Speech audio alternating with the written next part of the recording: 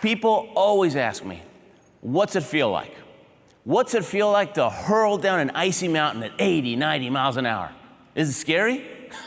Yes, it's scary. It's awful, awful.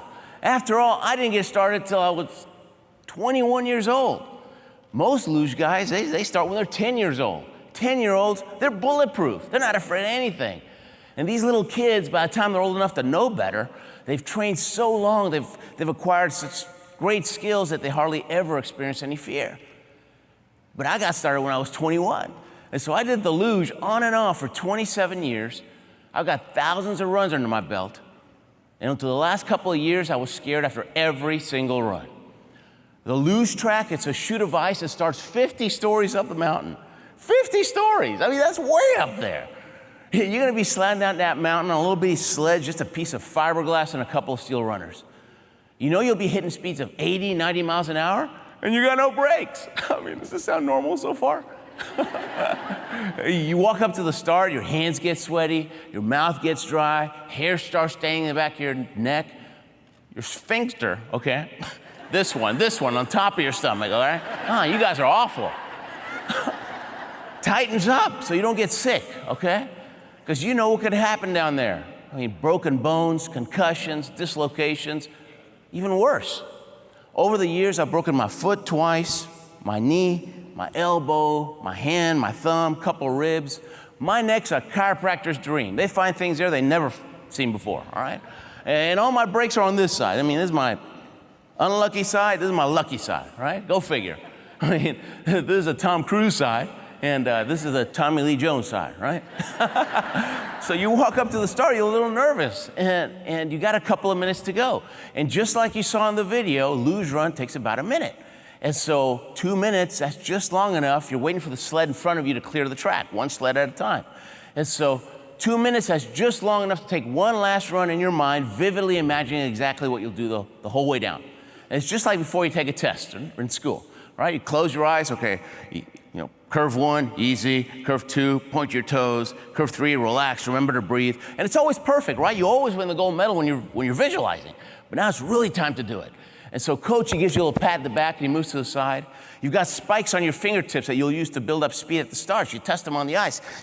Yeah, they feel good. You take a couple of deep breaths, get yourself centered, right? Visor goes down, grip the handles, and it's 1, 2, 3, and you pull as hard as you can. And you paddle furiously to build up speed, and you lay down. And in no time, you're doing 50, 60, 70, 80 miles an hour. And as the speed increases, so does the fear. And the world's just doing this. And you're focused on a spot about 30 feet in front of you, you're just flying down the track. And people watch us on TV, they think all we do is hold on and pray, all right? They're almost right. We hold on, we pray. I mean, luge is really good for your prayer life. I mean, but hold on, you pray, and you steer a lot. You're making hundreds of tiny corrections the whole way down to have the perfect line down the track. But it doesn't take much because the sled is so responsive, it feels like you're laying on a skate. All you got to do is push with your shoulder just a little bit, and woof, there it goes. You pull with your handle, that's a medium steer. You apply force with your legs, that's like doing this with a car, that's for emergencies. If you hiccup, that could be enough of a motion to cause you to slam against the wall and crash. It's true. If it's your turn to go, you get the hiccups, you're gonna have a rough ride. You're flying down that track, 80 miles an hour, you hit a curve, all of a sudden, you're 15, 20 feet up against the wall, pulling up to 6 Gs. 6 Gs means I weigh 200 pounds.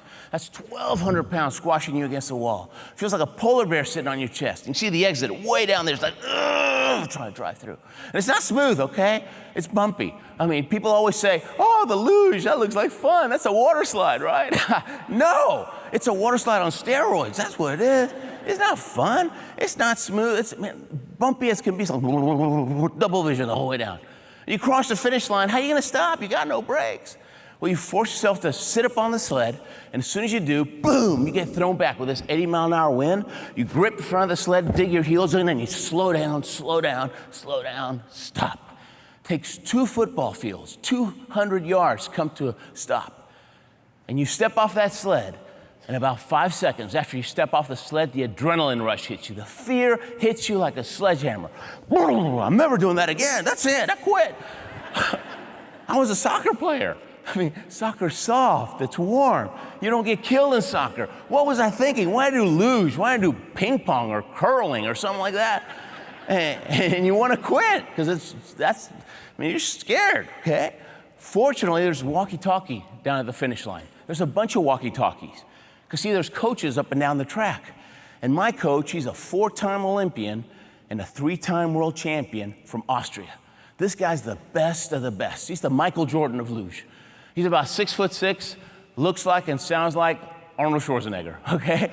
And when he says jump, I say how high, okay? This guy's mean, he's tough. He could have been a drill sergeant, all right? I mean, I don't even like him.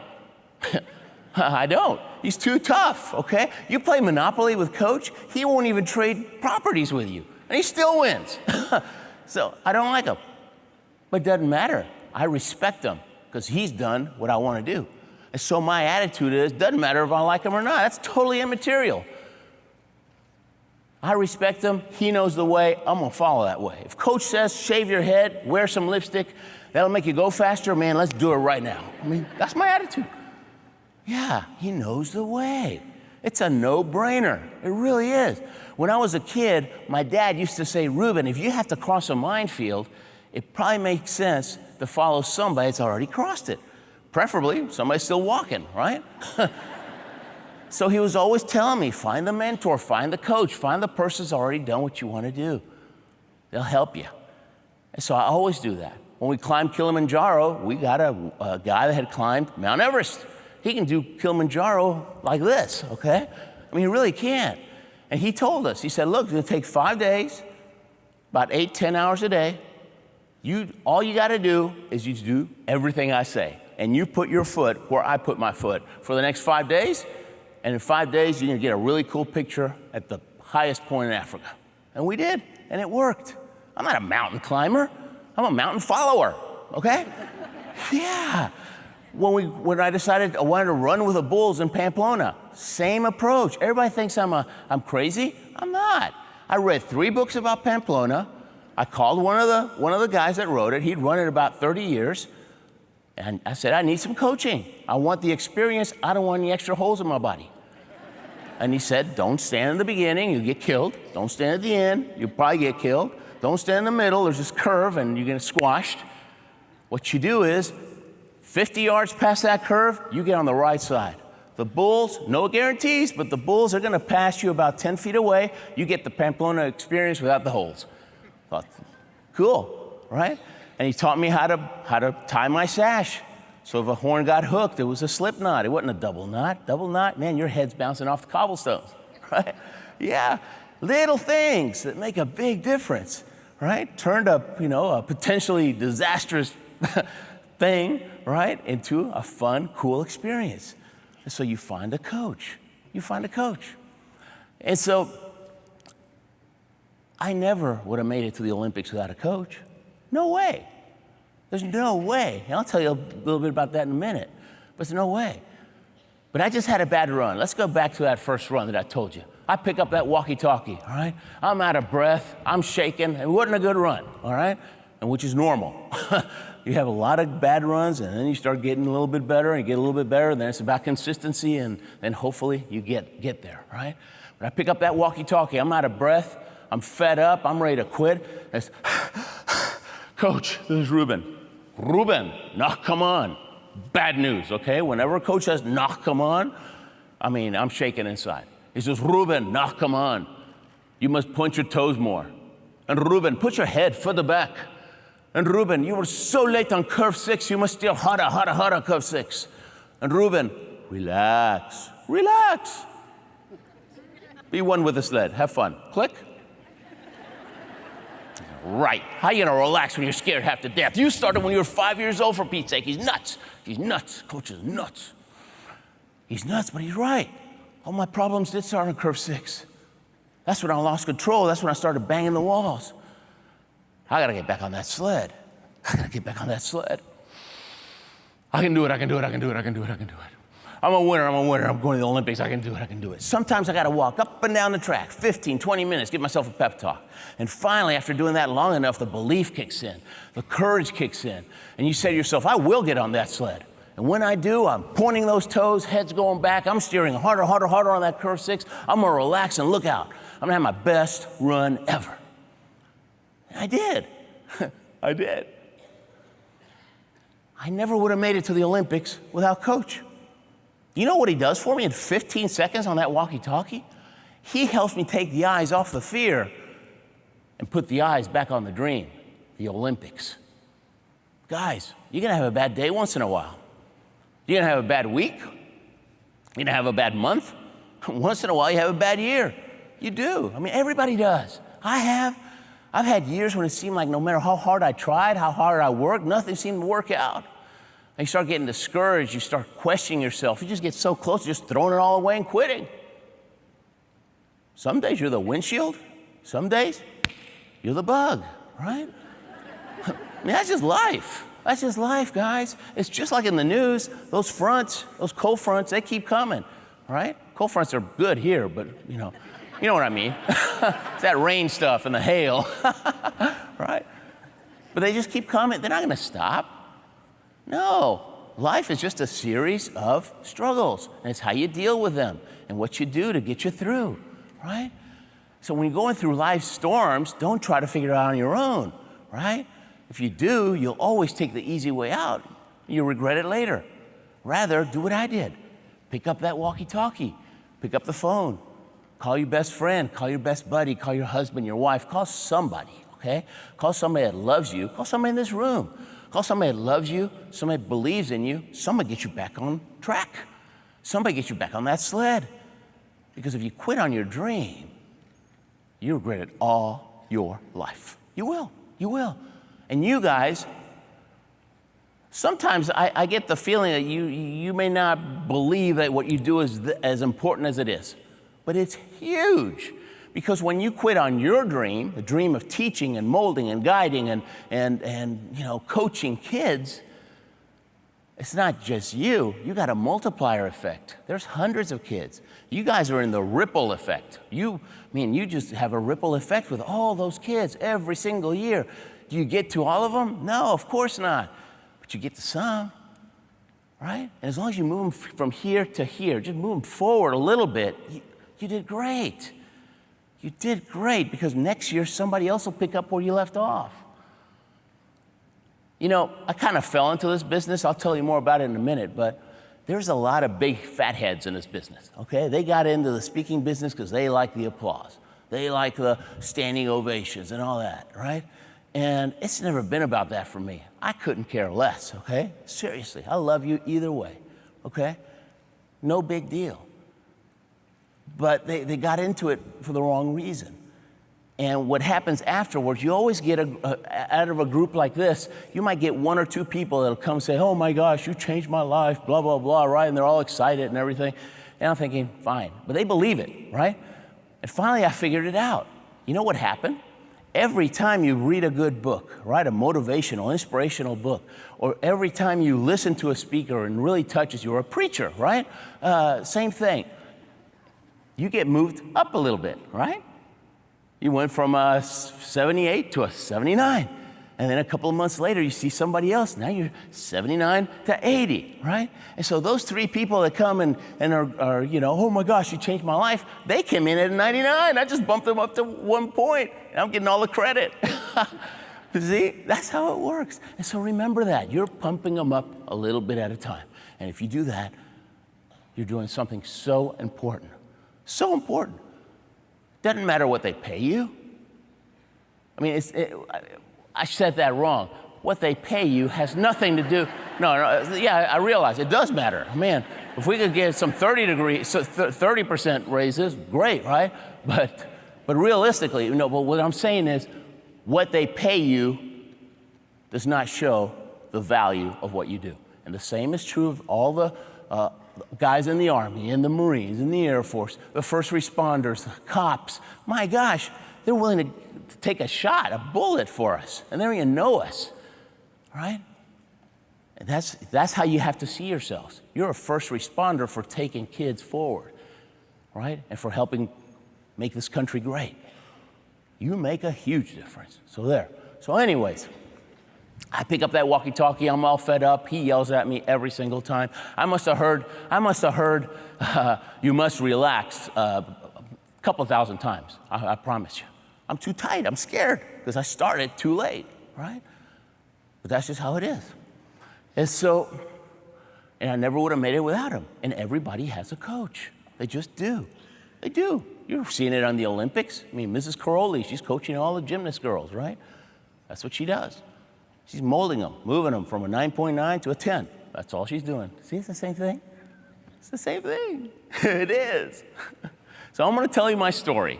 And when we're done here today, you're going to walk out of here thinking, man, if that guy can make it to the Olympics even one time, then we can do anything, okay? Yeah, because I give people hope. See, I'm not a great athlete. I'm not. I can't jump high. I can't run fast. And I'm not particularly strong. I'm like your neighbor. Really. Man, no false modesty there, man, I tell you. All throughout school, I was the last kid they picked for PE. It was awful. I was on the bench for kickball. I didn't even know there was a bench for kickball, okay? Yeah. Always had the two captains choosing teams. I was the last one they picked. Last captain always said the same thing. Oh, got to get Ruben again? That was the story of my life. Because I'm not fast, I'm not strong, I'm not. And so, I just had a dream, and I surrounded myself with people that believed in me and disassociated myself with the ones that made fun and stayed in the game long enough to learn some skills, and I used those skills to make it. Did I win any medals? No, but I got to play with the big boys 4 times, okay? I did. At the Vancouver Olympics, I was 47. The kid that won, this German kid, he wasn't even born when I was competing in the Calgary Olympics. I mean, isn't that crazy? That's sick. Everybody asked me if I was a coach. It was terrible. I would do speeches before, you know, coming up to the Olympics, and people say, hey, are you going to win the gold medal? Right, that was like Q&A, right? You going to win the gold medal? I told them, man, at my age, I'll be happy to make the cover of AARP, okay? But anyway, so here goes. I was born in Argentina. My dad was a chemical engineer with Exxon, and we got transferred to the States when I was 6 years old. I was an oil brat. Now, we were in Queens, New York at first. Now, in Argentina, everybody speaks Spanish. They eat a lot of beef. They play a lot of soccer, okay? That's Argentina in a nutshell. All of a sudden, I'm in Queens, New York. I'm the only kid in my class that doesn't speak English, and school was tough, all right? And I learned how to speak English by reading adventure books. I love to read adventure books. I read 20,000 Leagues Under the Sea, Around the World in 80 Days, and all these books about kids that led adventurous lives. And after a while, once I could speak English, I'd bring these books and I'd show them to my friends and say, hey, I want my life to be like a book. And they look at me kind of funny. I say, what do you mean? I say, I want my life to be an adventure. I mean, how cool would that be? And so I always had the antennas out looking for the adventure. And I'll never forget when I'm 10 years old, 1972, Sapporo, Japan, Winter Olympics roll around. And watching them on TV in the sofa with my younger brother, Marcelo. It's like, man, look at those skiers. They're flying down that mountain. And look at the people that are going crazy with those cowbells. The Olympics. That's what I'm going to do. I'm going to be in the Olympics. And I caught the dream. But it was a pipe dream because I didn't believe it was possible. You're not getting picked to play sports in school. You'll be in the Olympics. Give me a break. So if you don't believe something's possible, why even try, right? I wrote a book called The Courage to Succeed. And I believe that no matter what you're trying to do, graduate high school, graduate college, double your business, whatever, right? You got to have 2 types of courage. You have to have the courage to get started, and everything's tough at the beginning because you have no skills, so you have to have the courage to endure, the courage to not quit. The courage to get started comes from believing it's possible. If you believe it's possible, hey, I'll give it a shot. The courage to not quit, that comes from your desire. If you want something badly enough, ain't nothing gonna make you quit, right? Well, back then I had neither one of those. And so a couple of years went by, and my dad got tired of me talking the talk, but not walking the walk. And one day he said, Ruben, you like to read books. Why don't you read some biographies? If you'll study lives of great people, you'll figure out what works and what doesn't work in life, because success leaves clues. And I thought, success leaves clues, that's pretty good. You mean I don't have to make all the mistakes by myself? I can learn from other people? So I started reading biographies. And I loved them because they were true life adventures.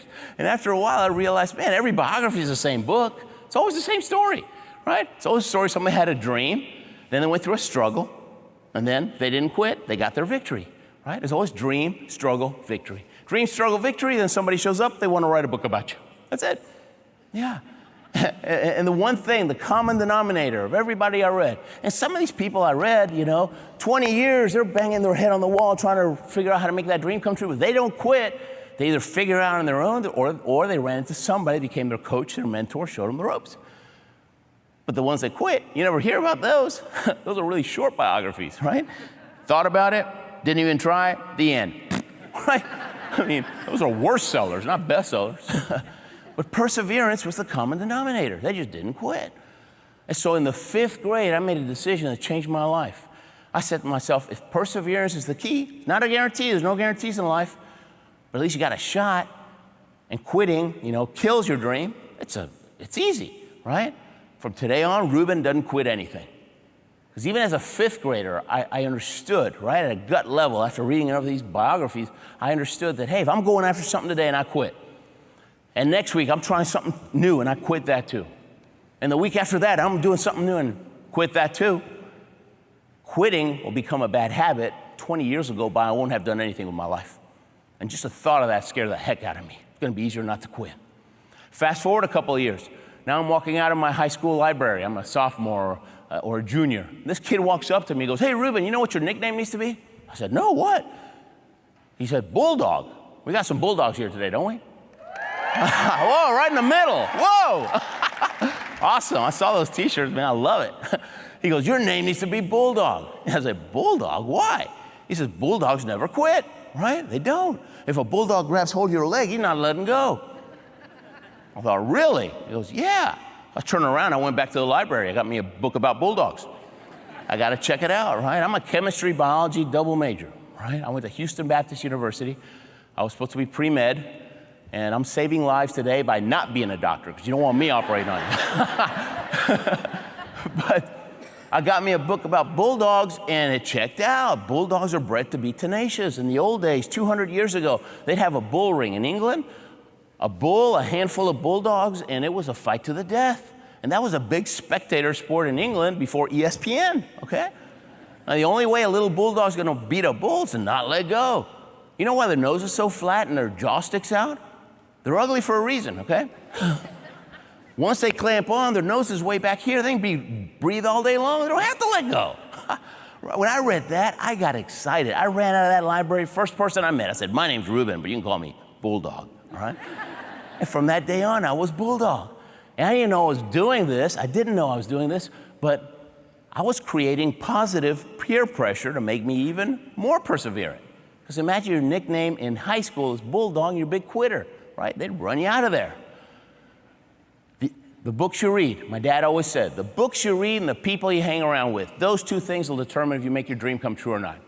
He said, Ruben, you want to hang around people you have respect for, not people you have influence over. If all you ever do is hang around these people are always whining, they're making excuses, they don't have any work ethic, they want everybody to give things to them in a silver platter. Man, they're not going anywhere. If all you do there, you try to break out of that pack, they're gonna pull you back. And if you try to do something special, right, then none of them is gonna encourage you to go for it.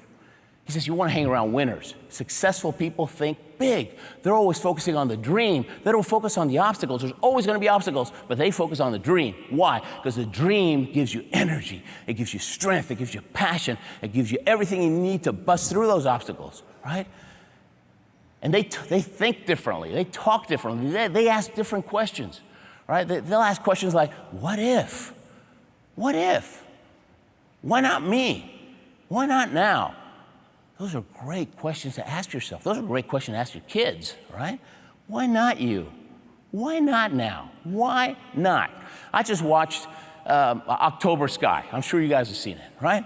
About the kids that wanted to shoot rockets. Awesome, awesome movie. I can't believe I've never heard of it before. It's a 20-year-old movie. I'm reading the book now. I like the movie so much, I'm reading the book. But it's about these kids, and their teacher inspires them to keep going.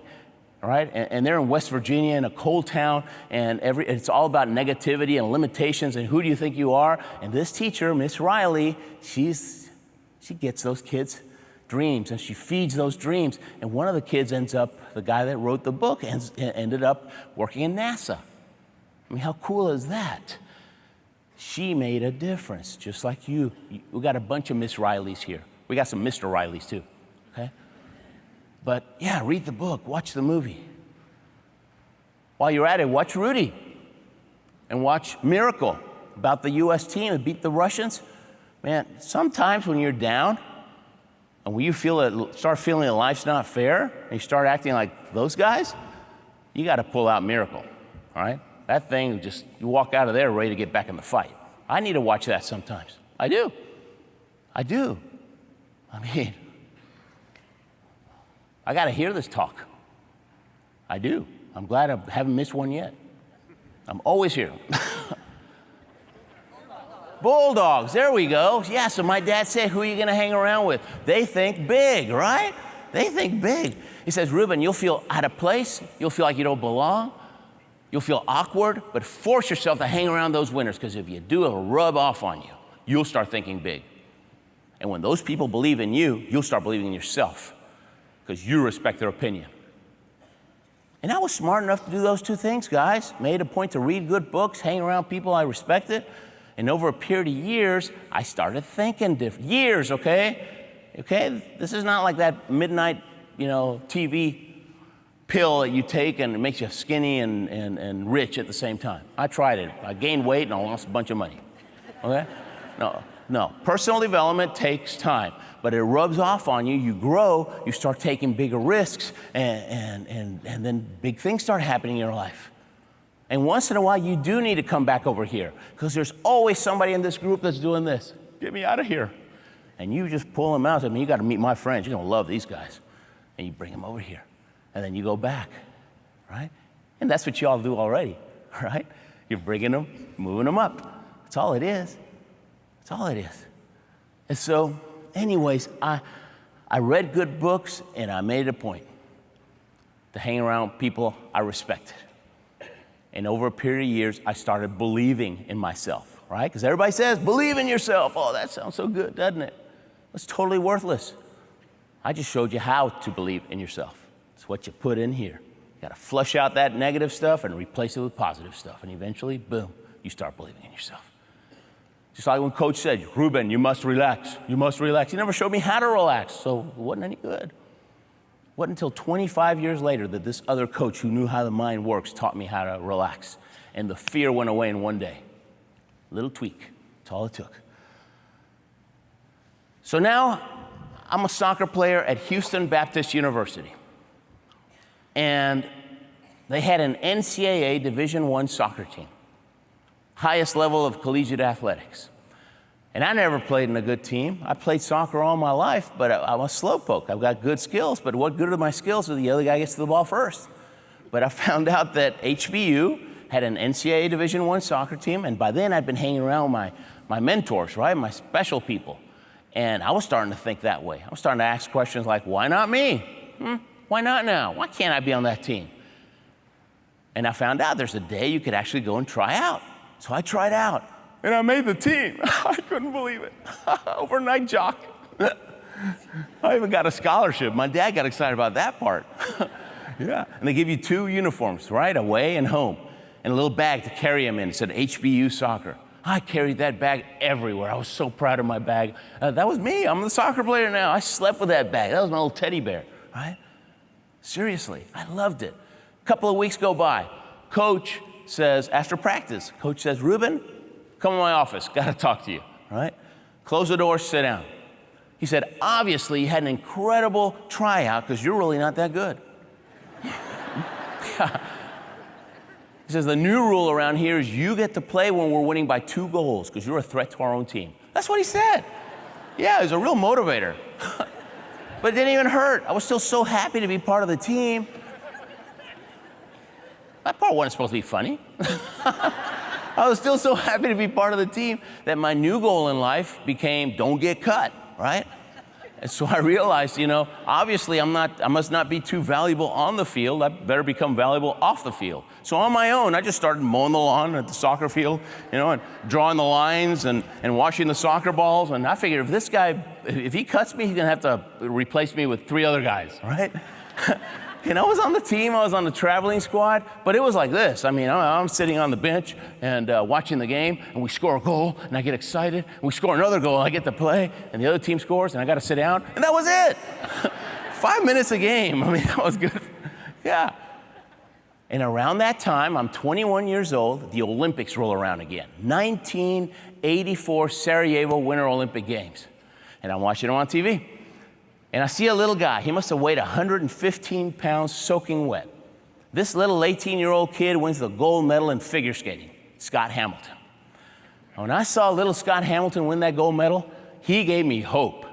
I said to myself, if that little guy can do it, I can too. I'll be in the next Olympics no matter what. It's a done deal. It is. I just got to find a sport. Yeah, then I went into superintendent mode. That's right. I did exactly what you did. Man, I think we should start a doubles team and go for the next one. Yeah. Went back to the library. And all the answers are in the library. I mean, really. They are. They really are. You can find anything there. Got a big book about the Olympics. I got 4 years. I've got 4 years there's going to be another Olympics.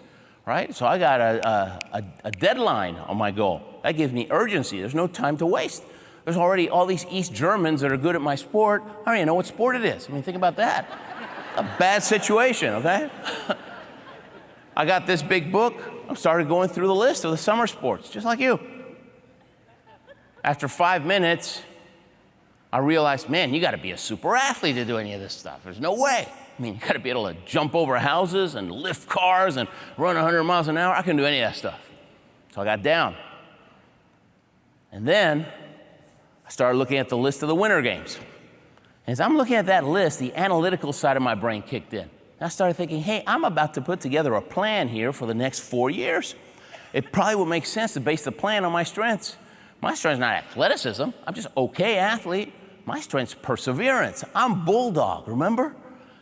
And so I thought, I got to find a sport that's so tough, a sport's got so many broken bones in it, there'd be a lot of quitters, right? Only I won't quit. I'll make it to the top on the attrition rate. I mean, that's my whole plan. Yeah. I'm serious, guys. That's exactly what I did. Now I'm looking for tough sports. Ski jump, bobsled, luge. I lived in Houston, Texas. Okay? Hot, humid, flat, sticky, Houston, Texas. I never skied before. So forget ski jump. That'd have been suicide, right? Bobsled. Where are you going to find 3 other nuts in Houston who want to do bobsled? I mean, got to go to Jamaica for that, right? No, those guys are cool. I mean, I respect them big time. I'll tell you about them later. And if I forget, Jamaica bobsledders, okay? I got 5 hours of material, lots of stories for so many, seriously, because I got so many things have happened over the years. And they're all stories that illustrate, the common themes that you see in meetings. But Jamaican bobsledders is a good one. So that left the luge. I'd never even seen the luge on TV at that point in my life. If I'd have seen what you guys just saw in that video, no way I'm doing that. I mean, that's crazy. I mean, I just had a little picture of a guy on a luge. I thought, that looks really tough. That's the one for me. That's how I picked my sport. I didn't even know where the track was. So what do? Well, I got to find somebody that knows, right? Well, no one in Houston's going to know. Sports Illustrated should know. It's their job to know sports, right? So I wrote them a letter. It's a really short letter, but a really good letter. Where do you go learn how to luge? Signed, Ruben. Yeah, bottom line. Don't waste people's time. They actually wrote back. They said, Lake Placid, New York. That's where the track is. So I called Lake Placid. I'm an athlete here in Houston. I want to learn how to luge, so I'm in the Olympics in 4 years. Will you help me? You got to ask for help. You can't do it all by yourself. You got to ask for help. And you got to teach your kids to ask for help. You do. Don't let that pride thing get in the way. The heck with the pride thing. Just ask for help. People want to help. They do. It's ingrained. People want to be helpful. And if you want to do anything big, whatever it is, okay, you just go to somebody that's already doing it. And they'll be happy to tell you, because successful people like to talk about success. You're not wasting their time. You're not. You're giving them a chance to create their own ripple effect and create a legacy. Once you start succeeding, they can say, I showed her back when. I knew her back then. And look what we did together. She did most of the work, but I kind of guided her, right? It's the same thing. When one of your kids comes asking for help, you don't feel put off, right? You feel, this is great. I get to touch you and help you and bring you up. It's an opportunity for both of us. So anyways, I call Lake Placid. Will you help me? This guy says, how old are you? I said, 21. He started laughing. He says, 21? Forget it, man. You're way too old. We start them off when they're 10 years old. By now, you have 10 years experience. No way, no way. I didn't know what to do. I thought they were going to welcome me with open arms, and here this guy's laughing at my dream. I mean, you guys ever have somebody laugh at your dream? Stinks, doesn't it? Yeah. But when they do, you just ran into somebody that doesn't believe as much as you do. They have a belief problem, not you. And they try to belittle you because you'll make them look bad if you reach your dream. So you disassociate from them and you come over here and you get yourself some big dreamers. Because a dreamer will never be understood by a non-dreamer. They just won't. They're a different animal. So you hang out these guys. You do. You do. And they'll help you and they'll encourage you and they'll do everything they need to do. And so anyways, I didn't know what to do. This guy's laughing at my dream. Only thing I knew was don't hang up the phone. If I hang up the phone, that's just not an option. If I hang up the phone, it's all over, right? So I thought, I gotta make friends with this guy, right? I gotta, create some rapport so I can think of something. And one other thing that my mentors always said, they said, Ruben, a couple of times in your life, you're gonna be going after something. I mean, you're really going after something, and boom, you're gonna hit a wall you didn't know existed. And when that happens, you have to immediately start saying to yourself, there's always a way, there's always a way, there's always a way. I'm gonna find a way because God always gives me a way. If I don't quit, I'll make it happen. You start saying that, that'll put you in the right frame of mind. That'll put you in a positive, resourceful state, and you'll be looking, your subconscious will be looking for the answer. But what do most people do? Oh, man, not fair. This always happens to me. Every time I try to do something, that happens to me. And you quit, and you start whining, and boom, you're down. You can't do that. When you have all this momentum, you can't lose that momentum. You can't. I've got a friend that's a boxer. He almost made it to the Olympics. He missed it by one fight. His coach didn't show up. His coach had a family emergency, didn't show up. He had nobody in his corner. He didn't know what to do, and he lost the fight. But he tells me, you know what, Ruben? He talks about resilience. He talks about resilience. You get down and how to get back up, because boxers know about that. And he said, Ruben, when a boxer gets knocked down, he's got 10 seconds to get up. If he gets up in longer than 10 seconds, it's over. He lost the fight. Right? So you have to do whatever you can. So from now on, you have to think you're a boxer. All of you guys, we're all boxers from the rest of our lives. When life knocks you down, you got 10 seconds because you're not going to lose. And if you get up fast, then you get back in the fight. And you still got a shot. Right? So I'm a boxer in my head. So I'm thinking there's always a way, there's always a way, there's always a way. I'm going to find a way. And I'm telling this guy my life story to buy some time. And I happen to tell him that I was born in Argentina. And he gets excited all of a sudden. He goes, Argentina? Why didn't you say so? If you'll go for Argentina, we'll help you. I said, why? A minute ago, you weren't going to help me at all. I don't get it. He said, well, the sport of luge is in danger of getting kicked out of the Olympics because we don't have enough countries that are doing the luge, right? It's just Germany, Austria, Switzerland, Russia, US, Canada. That's about it, okay? We're recruiting. Really? Tell me more. He says, if you'll go for Argentina, you'll travel with us, we'll coach you, we'll help you, we'll even lend you sleds and equipment the first year. Then you eventually got to get your own stuff. You'll be going for Argentina, though. And then, if by some kind of a miracle you make it to the Olympics, then it's great for the sport because, see, we don't have any, well, let me see something. Man, we don't even have anybody in South America. You would be all of South America. You'd be a whole continent. I thought, whoa. So he says, will you go for Argentina? And I asked him first, what? I don't get it. I don't get it. Why? I still don't get why you're helping me. And he said, we're on the verge, okay, of getting kicked out. We're putting millions of dollars into the U.S. luge program so we can develop our athletes over many, many years.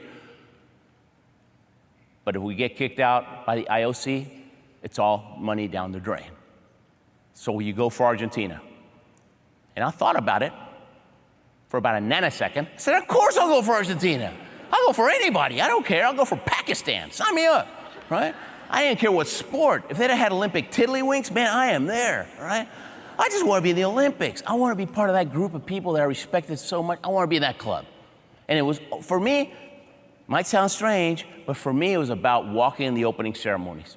I remember watching films and films and films of ancient Olympics, and they're always showing them walking and marching, and that was it for me. It was never about the medal for me. It was about marching in the opening ceremonies and showing that you did it, right? That you reach a higher level of excellence. Kind of like this orchestra we had today. Oh my gosh, they were awesome. They were awesome. I love excellence. I love excellence. It's like, oh, I love it. And they were you close your eyes, that was Yanni. I'm serious, they were that good. They were that good. They were so good. And it didn't just happen. My kids have been doing the piano for 7 years, and they're just starting to get really good. But I bet some of these kids have probably been doing their instrument for 10, 15 years, I bet. And it shows. And it shows. It's incremental, incremental. Get those kids to the next level, one little bit at a time. And after 10 years, 12 years, 15 years, they'll amaze you. They will amaze you. They will amaze you. So I said, I'll go. So he goes, well, before you come to Lake Placid, you need to know 2 things. Number 1, if you want to do it at your age, you want to do it in just 4 years, it's brutal, brutal. 9 out of 10 people quit. When you said that, I started smiling. I thought, wow, this works right into my plan. This is just perfect, right? So what's the second thing? He said, expect to break some bones. I said, great. And he got real quiet for a long time, and finally he comes back and goes, what's wrong with you, man? I told you you're gonna break some bones. Are you crazy or something? I said, look, man, I hope it's 10 times harder than what you're telling me. I hope it's 100 times harder, because the harder it is, the easier it is for me, because I'm not a quitter. I'm bulldog. See? Guys, I was praying that it would be so hard that some of these East Germans would quit. Yeah. And obviously I didn't pray hard enough, because they always show up, they race, they pick up their medals, and they head home. I mean, they are so good. Oh my gosh. Germany has won 80% of all the medals, luge and World Cup, in the last 50 years, okay? Yeah, it's like if the Cowboys have won 80% of the Super Bowls in the last 50 years. They changed the rules. They'd make it illegal. And they're not any better. They just made a decision to be better. They said, this is where we're gonna focus, and we're gonna be better, and we're gonna be excellent at it, and we're gonna be the best. And it's just what you were talking about. We're gonna make a decision because we can and because we will. And so we're gonna do it. Done. It's a done deal. Just a done deal. Success is a decision. It's a decision. That's all it is. You decide and then you do it, and you don't quit.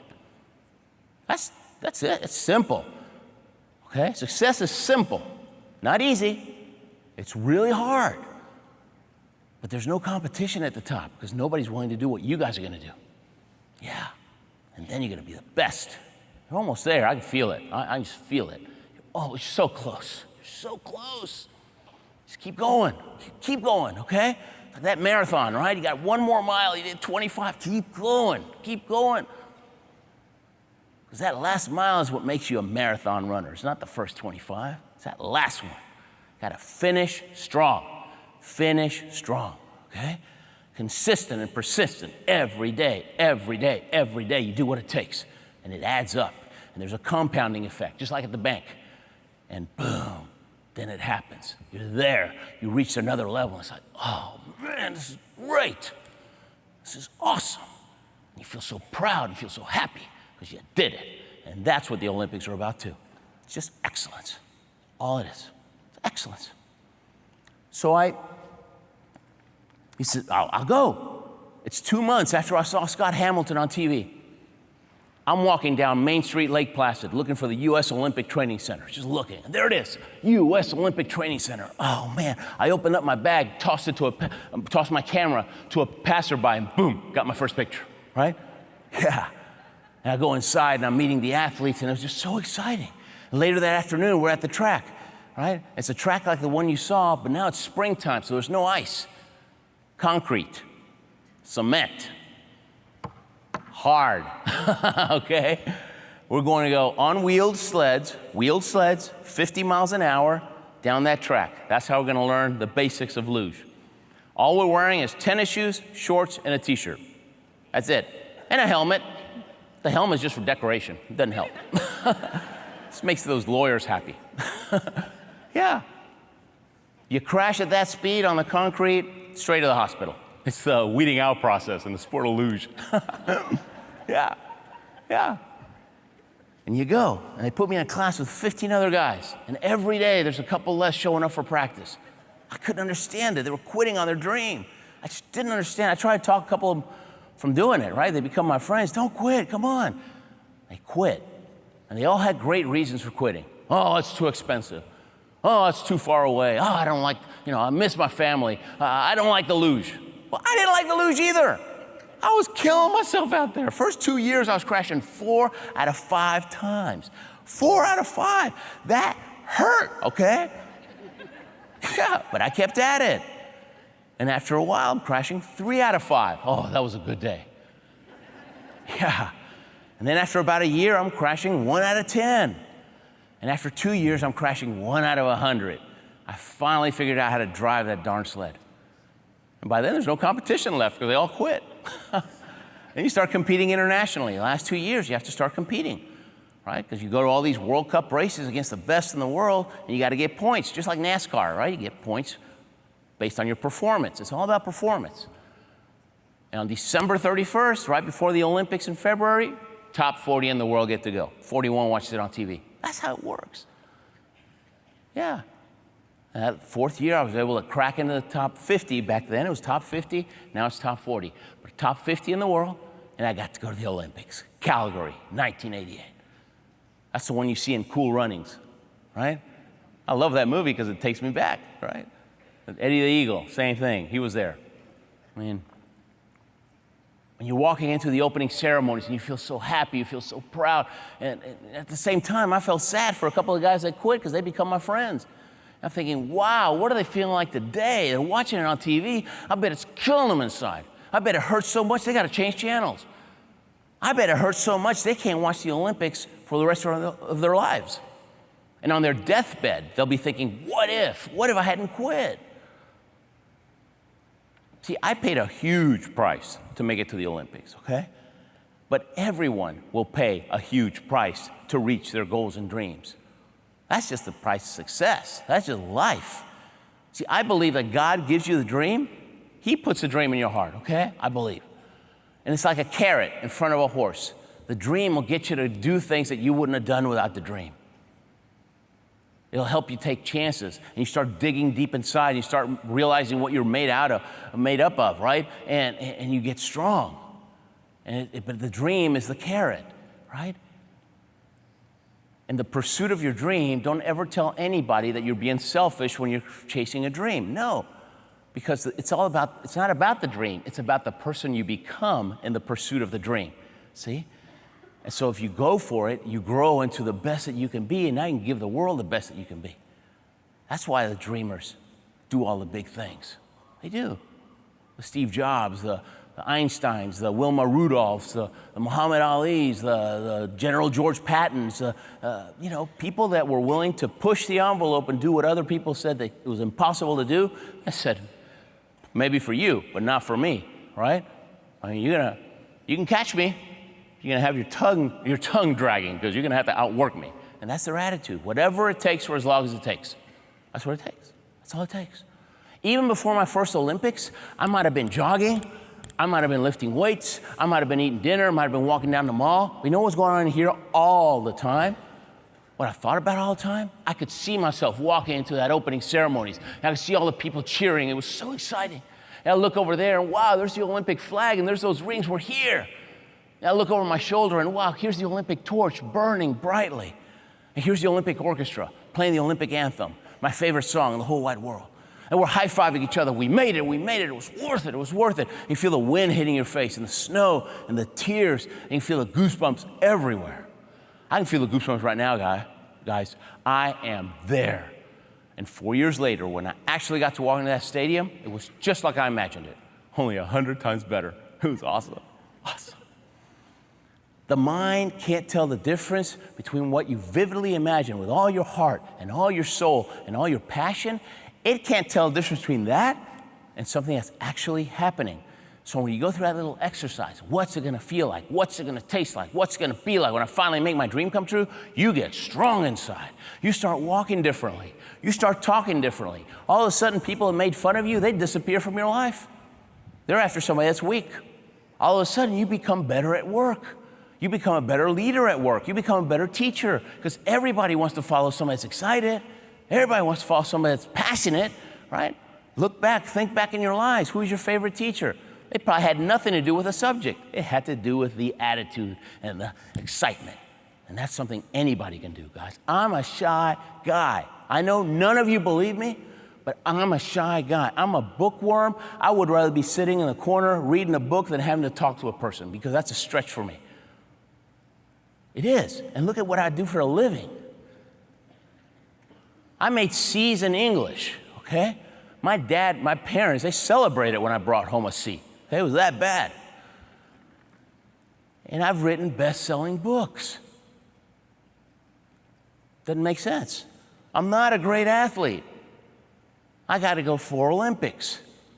It's all attitude and outwork the competition. You can always make up in hard work what you don't have in gifts and talent. I believe that with all my heart, because I've lived it. I've lived it. And so, yeah, it's just believing and hanging around those believers and let it rub off on you, and you'll be a better leader if you start getting all excited like that. You'll be like a Pied Piper, and everybody will love you. And they'll be following you. Ah, hello, I love you, teacher. And you get those letters in 30 years. Got to wait 30 years, but you can start getting those letters. Yeah. So I'm going to tell you about the Jamaicans, and then I need to close. The Olympics are about inclusiveness, right? I mean, we're going to bring everybody from all over the world, and we're all going to do our best, and it's going to be all people that are willing to pay the price and work hard, and we're going to do our best, and we're going to have a celebration, and we're going to make memories, and we're going to go home. So I go to the Calgary Olympics. And the Jamaican bobsledders, they're getting bullied by the Germans, okay? I couldn't believe it. I mean, they were making fun of them. Well, see, bobsled is Switzerland, Austria, Germany, and northern Italy, which is basically Germany, okay? Those are the countries that do bobsled big time. You practically have to be blonde hair to be admitted into the sport, all right? And so I would have stood out. And so the Jamaicans, they really stood out, all right? And they're making fun of them. They said, hey, island boy, why don't you go back to your little beach and play with the boys? The men do this. Go home. And I was shocked, right? Because it's total un-Olympic behavior. Instead of, And after I saw it 3 times, I just had to go up to one of these guys. And I talked to one of the bobsledders, and I asked him, man, what are you feeling? What's it feel like? I mean, these guys are laughing at your dream. They're laughing at your face. And I'll never forget what he said. He said, we're winners. We intend to get the last laugh. And I thought, whoa, these guys are tough, right? So I kept my eye on them. 4 years later, we're at the Albertville Olympics in France. They got 4 more years of experience, so they're pretty good. Nobody would laugh at their face anymore. A few people laughed behind their back, but that was it. Yeah. Then at the Salt Lake City Olympics, they've been at it for almost 15 years. These guys are solid, okay? Before, they were extremely good athletes who didn't know how to get in a sled or drive a sled. Now, they were extremely good athletes that had technique and knew how to drive. Salt Lake City, they actually beat one of the U.S. sleds. They got a Disney movie, they're laughing all the way to the back, right? So what I learned from the Jamaicans is that average people, and that's most everybody out there, guys, Average people, when you tell them about your goals, your dreams, your ambitions, right, what you want to do, they're going to go through 3 stages. First, they're going to laugh at you because they don't believe. Then, they're going to watch you. And when you start making things happen, they're going to admire you, okay? But you don't get to admiration if you can't put up with laughter, right? And I'm always trying to come up with really exciting, big dreams for myself to get me to do the things I need to do to, move my business forward. The dream, I have to come up with a really good dream. And if I'm not getting at least a few people once in a while laughing at my dream, I know that's an indicator that I'm not dreaming big enough. I got to step it up a notch. When I start getting a little snicker, I thought, okay, I'm on the right path. Yeah, big dreams. You got to take your breath away. Take your breath away. Keep you up at night. Get you excited like a little kid. Woo! Can't wait till I get that. Yeah, it's got to be like that. Yeah. So I'm going to close with this, all right? What are the chances somebody like me can make it to the Olympics even one time, all right? I wasn't a great athlete. 21 years old. I live in hot and humid Houston. I go pick the luge, for Pete's sake. I mean, what are the chances? 1 in a million? 1 in 10 million? I had a better chance to win the lottery. Probably did. I was just an ordinary kid with an extraordinary dream. I wasn't a big shot. I just a little shot, kept on shooting. Yeah, a little shot that kept on shooting. That's something anybody can do. Guys, you make a decision today that you can be a little shot, keep on shooting, look out. You make your dreams come true too. You will. So next time you're having one of those days, next time you're driving that car or you feel like that bug just smashed into the windshield of the car, just remember that guy that got to go to the Olympics. If I can do that, coming from where I came, you guys, with all the teamwork and all the love and all the, like I said earlier, man, I can feel it. You guys are a different type of group, right? You got an awesome leader. He makes it fun, but he knows, right? You guys can do anything. Anything. So thank you so much for having me. You guys were awesome. Thank you. Thank you, guys. Thank you. Thank you, boss. Thank you, guys. Woo. Thank you.